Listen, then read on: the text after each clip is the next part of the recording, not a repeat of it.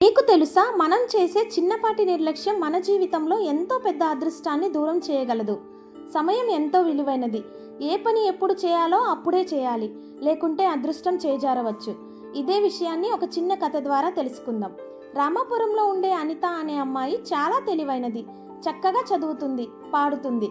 కానీ ఆమెకు నిర్లక్ష్యం, బద్ధకం ఎక్కువ.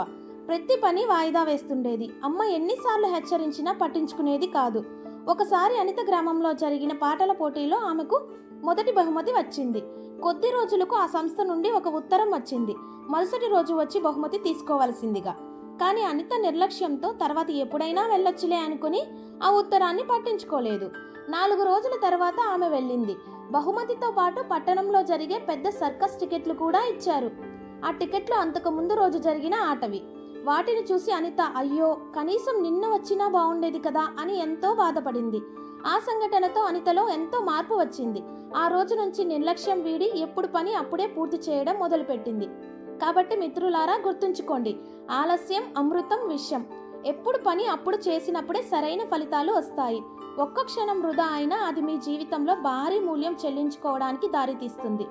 మరొక మంచి కథతో రేపు కలుద్దాం. ఉంటాను. జై హింద్.